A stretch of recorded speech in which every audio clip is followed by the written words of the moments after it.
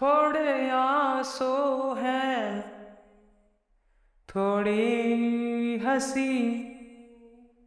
आज गम है तो कल है खुशी। कभी कभी एक हादसा किसी के जीवन को बदल कर रख देता है, पर कुछ लोग ऐसे होते हैं जो अपना सत्य, अपनी सीमाएं जानते हुए भी इतिहास रचने की क्षमता रखते हैं। आज नारी शक्ति सीरीज के 9वें एपिसोड में हम जानेंगे एक ऐसी नारी की कहानी जिसने अपने दृढ़ निश्चय से असंभव को संभव कर दिखाया। जी हाँ साथियों, ये कहानी है भारत की पहली पैरालंपिक महिला शूटर अवनी लेखरा जी की। अवनी लेखरा भारत की जानी मानी पैरालंपियन राइफल शूटर है। साल 2020 पैरा ओलंपिक में उन्होंने 10 मीटर एयर राइफल स्टैंडिंग में स्वर्ण पदक और 50 मीटर राइफल 3 पोजीशन में कांस्य पदक देश के नाम किया। इसी दौरान वो world shooting para sport ranking पर पहले नंबर पर रही हैं। अपने बेहतरीन प्रदर्शन के लिए अवनी को पैरा ओलंपिक अवार्ड्स 2021 में बेस्ट फीमेल डेब्यू के खिताब से सम्मानित किया गया। अवनी लेखरा का जन्म 8 नवंबर 2001 को जयपुर राजस्थान में हुआ था।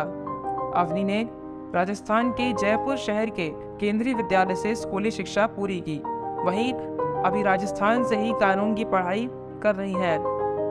भारतीय पैरालंपिक निशानेबाज अवनी लेखरा जयपुर की रहने वाली है। इनके पिता का नाम प्रवीण लेखरा एवं माता का नाम श्वेता लेखरा है।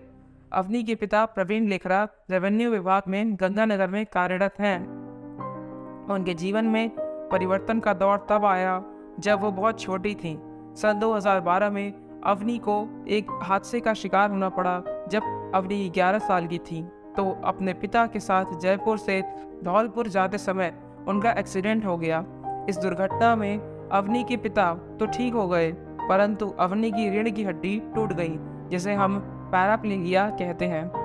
अगर आपको नहीं पता तो मैं आपको बताना चाहूँगा कि पैराप्लेजिया एक रीढ़ की हड्डी की चोट है, जिसके कारण शरीर का निचला हिस्सा लकवाग्रस्त हो जाता है।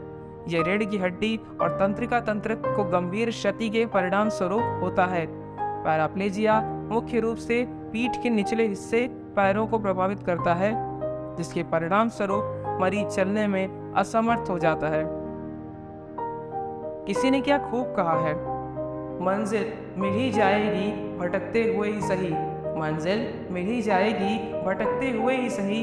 अजी गुमराह तो वो है जो घर से निकले ही नहीं।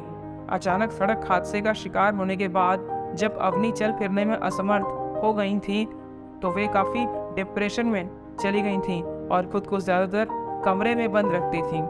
मगर अवनी के माता पिता ने उसे टूटने नहीं दिया तथा उसका हौसला बढ़ाया।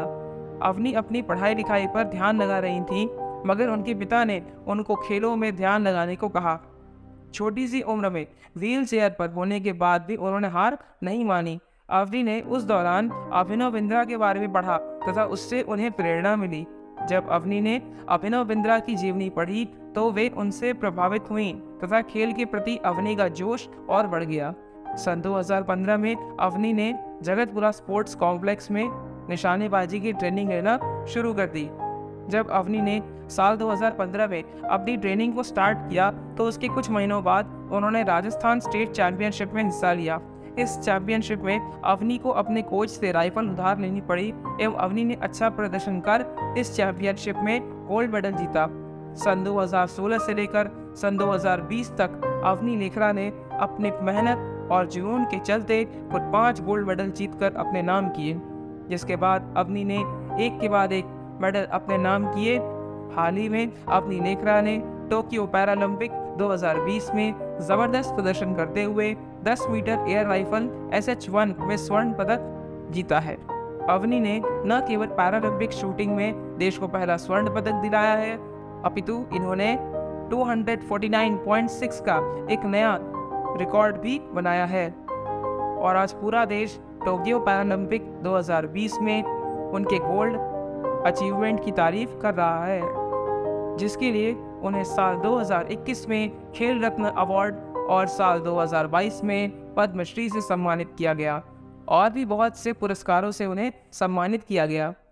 वर्तमान में अवनी वुमेन्स शूटिंग में भारत का नाम पूरे विश्व में रोशन कर रही हैं। साथियों, किसी भी मंजिल को पाने की शुरुआत और उसकी सफलता के बीच की कहानी होती है संघर्ष, और जिसने संघर्ष के समय में अपनी क्षमताओं पर विश्वास करके मेहनत कर लिया, उसे तो उसकी मंजिल मिलेगी ही मिलेगी। अवनी की कहानी पढ़ने के बाद मुझे भगवत गीता का वो श्लोक याद आ गया, जिसमें श्री कृष्ण कहते हैं कि हतो वा प्राप्स्यसि स्वर्गम जित्वा वा भोक्ष्यसे महीम् तस्मात् उत्तिष्ठ कौन्तेय युद्धाय कृत निश्चयः। यानी इस श्लोक में श्री कृष्ण अर्जुन को समझा रहे हैं कि तुम अपना कर्म करो। इस युद्ध में यदि तुम युद्ध करते करते वीर गति को प्राप्त हुए तो तुम्हें अपने कर्म को करने के परिणाम स्वरूप स्वर्ग प्राप्त होगा, और यदि तुम इस युद्ध में कौरवों से जीत हासिल करते हो तो तुम इस धरती में सुख और राज्य हासिल करोगे। हे कौन्तेय, उठो और संकल्प लेकर निश्चय होकर अपनी पूरी ताकत से युद्ध करो। तो साथियों, आज की कहानी में आपने अवनी जी के जीवन से क्या सीखा, मुझे कमेंट्स करके ज़रूर बताइएगा। और अगर आप मेरे चैनल पर नए हैं तो नारी शक्ति सीरीज़ के बाकी एपिसोड्स को भी ज़रूर देखिएगा, क्योंकि हम ऐसे ही एपिसोड्स लाते रहते हैं। तो चलता हूँ साथियों, मिलूंगा आपसे अगले संडे रात 9 बजे ऐसे ही किसी प्रेरणादायक कहानी के साथ। तब तक के लिए जय हिंद, जय नारी शक्ति।